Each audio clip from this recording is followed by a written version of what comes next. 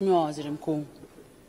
Mheshimiwa Mwenyekiti, nianze kwa kusema nilikuwa nimejipanga kuchangia siku ya jana, na Mheshimiwa Naibu Spika aliposema twende tukatafakari bajeti hii akawa amenivuruga kidogo hivi, lakini nilipofika nyumbani baada ya kusoma kwa kina hotuba hii yenye kurasa 103 ambazo Mheshimiwa Waziri Mkuu ametumia masaa mawili kuisoma, nilielewa kwa nini Mheshimiwa Naibu Spika alisema turudi nyumbani tukatafakari. Mheshimiwa Mwenyekiti, ukisoma kwa makini hotuba hii na kwa uzoefu mdogo nilionao wa kukaa ndani ya bunge hili kwa miaka 10, Mheshimiwa Mwenyekiti, nimejifunza jambo moja kubwa sana. Rais Samia Suluhu Hassan, pamoja na kwamba tunamsifia ndani ya bunge hili, kuna kazi kubwa sana ambao ni mtihani mkubwa, labda pengine wengi wetu tusingeweza kufaulu kama tungepewa, ambao mama huyu alifaulu kufanya. Mheshimiwa Mwenyekiti, mataifa mengi yanapokuwa yamemaliza uchaguzi au yanapobadilisha utawala, moja kati ya changamoto kubwa ambayo yanapata mataifa hayo ni namna ya kuendeleza miradi au mipango ya mtangulizi aliyetoka madarakani. Ukiangalia hotuba ya Mheshimiwa Waziri Mkuu na ukarejea hotuba mbalimbali kwa miaka 5, 6, 10 iliyopita, unaona namna ambavyo Mheshimiwa Rais ameonyesha sio tu dhamira ya dhati, lakini ameonyesha commitment ya hali ya juu kuhakikisha kwamba mipango ya watangulizi wake inakamilika. Mheshimiwa Mwenyekiti, na kwa kuonyesha commitment hiyo, kabla sijaanza kutaja mipango hiyo, mama huyu ametupa dira kwa kusema kwamba na isitokee tena ndani ya nchi hii utawala ukibadilika mipango inabadilika. Akaamua kutengeneza wizara maalum, wizara ya mipango, akatengeneza tume maalum ya mipango, akamweka Profesa Kitila Mkumbo na anko wangu pale Mheshimiwa Nyongo wasimamie wizara ile kuhakikisha mipango ya nchi hii inayopangwa kwa miaka 25, miaka 50 itatekelezwa pamoja na kubadilika nyakati mbalimbali za mamlaka. Mheshimiwa Mwenyekiti, nianze tu na upande wa nishati. Lile bwao la Stiglitz, Mheshimiwa Mwenyekiti, mipango yake ilianza kufanyika tangu miaka 60. Watangulizi wake walihangaika kutekeleza, wakahangaika na kuhangaika, lakini hivi tunavyozungumza leo, Mheshimiwa Mwenyekiti, mitambo yote 9 imeshawashwa chini ya usimamizi wa Dr. Doto Mashaka Biteko. Turbine zote zimewaka, vijiji vyote 10,000 na kitu vimewashiwa umeme. Na Mheshimiwa Mwenyekiti, haya yatokee hivi hivi, ni lazima uwe na kiongozi ambaye anasimamia shughuli hizi zitekelezwe, sio mwingine, ni Mheshimiwa Waziri Mkuu Kassim Majaliwa. Mambo haya hayatokei kama muujiza. Mheshimiwa Mwenyekiti, ukienda Wizara ya Kilimo, Mheshimiwa Mwenyekiti, tulikuwa mbungeni tunaongelea bajeti ya bilioni 200. Leo tunaongelea 1.3 trillion. Kaka yangu Bashi anasimamia, Waziri Mkuu anakimbizana nao kila siku, anaangalia namna ambavyo miradi inatekelezwa. Mheshimiwa Mwenyekiti, yani chini ya uongozi wa Waziri Mkuu, kiongozi wa shughuli za serikali bungeni, leo sisi Tanzania tunajivunia tumeagiza ndege ya kuua yani ndege kwa maana ya aeroplane ya kuua ndege wale waharibifu, ya kupulizia dawa. Mheshimiwa Mwenyekiti, haya mambo yatokee hivi hivi, ni lazima uwe na viongozi makini kusimamia. Mheshimiwa Mwenyekiti, nimesoma hotuba ya Waziri Mkuu hapa, ukurasa wa 60 ngapi, anasema kwenye Wizara ya Maji ndani ya mwaka mmoja visima 925, wastani kila jimbo moja la uchaguzi limepata visima 5 ndani ya mwaka mmoja vya maji. Hivi mimi ni nani leo Mheshimiwa Mwenyekiti nishinde kuunga mkono hotuba Mheshimiwa Waziri Mkuu? Mimi ni nani? Nitakuwa sina uchungu na nchi. Kina mama wametuliwa ndoo kichwani. Mimi Salome nilikuwa pale Shinyanga, tunafuata maji kilomita 13, maji ya kunywa na maji ya kutumia. Leo angalau kila jimbo limechimba kisima ndani ya mwaka mmoja, tena sio kimoja. Mheshimiwa Mwenyekiti, mimi nampongeza Mheshimiwa Waziri Mkuu, anafanya kazi kubwa, anasimamia serikali, anatusimamia na kazi inaonekana. Mheshimiwa Mwenyekiti, pale kwetu Shinyanga Ibadakuli, ule uwanja wa ndege ilikuwa nightmare, ilikuwa ni ndoto. Kamati ya bunge imeenda kukagua juzi Mheshimiwa Mwenyekiti, uwanja unakaribia kukamilika, ndege zitatua pale. Mheshimiwa Mwenyekiti, serikali inafanya kazi. Leo Mheshimiwa Mwenyekiti, yani unatenganishaje maendeleo haya? unatenganishaje demokrasia tulionayo na maendeleo makubwa na Mheshimiwa Rais na Mheshimiwa Waziri Mkuu na serikali iliyoko madarakani? Nitakuwa ni mtu ambaye sina shukrani. Mheshimiwa Mwenyekiti, Mheshimiwa Mwenyekiti, anaibuka mtu mmoja tu leo. Mheshimiwa Mwenyekiti, unajua, naomba niwakumbushe waheshimiwa wabunge wenzangu, hii nchi tumeanza uchaguzi wa vyama vingi mwaka 1995 na mwaka 95 tulikuwa na wabunge wa upinzani 51. Mwaka 2000 tulikuwa na wabunge wa upinzani 26. Wakati huo Mheshimiwa Mbowe ndo aligombea urais. Mwaka 2005 tulikuwa na wabunge wa upinzani 41. Mwaka 2010 tulikuwa na wabunge wa upinzani 89.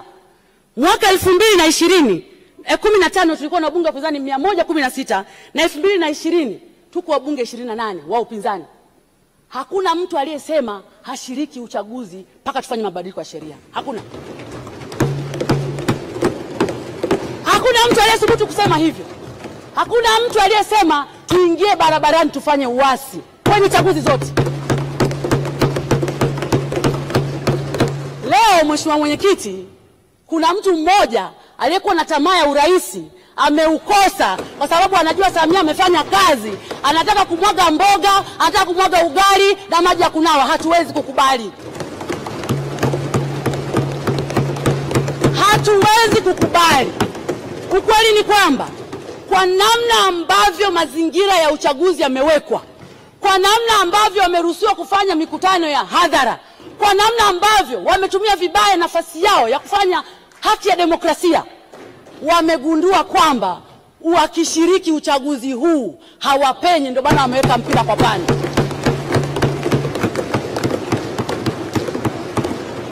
Mheshimiwa Mwenyekiti, miaka yote, awamu zote 6 ambazo tumeshiriki uchaguzi kwenye nchi, awamu zote CCM ni ile ile, katiba ya nchi ni ile ile, tume ya uchaguzi imeboreshwa mwaka jana. Wanaweka mpira kwa pani. Hii haikubaliki. Nataka niseme, unaweza kusema yote kwenye nchi, lakini mimi Salome Makamba ni Msukuma wa Shinyanga, sina pa kwenda. Pasipoti nimepewa na bunge ya kusafiria kwenda nje ya nchi, sina pa kwenda. Mama yangu, familia yangu haina pa kwenda. Hatuwezi kuhamasisha uasi kwenye nchi hii.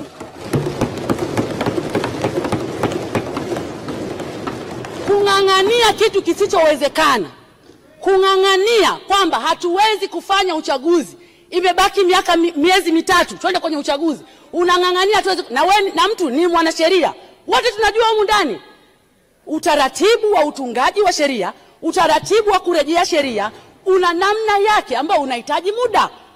Ni lazima tutebo mara ya kwanza, ni lazima tutebo mara ya pili, ni lazima watu watoe maoni, ni lazima watoe maoni wananchi. Huo mchakato anataka mtu ametia mpira kwa pani.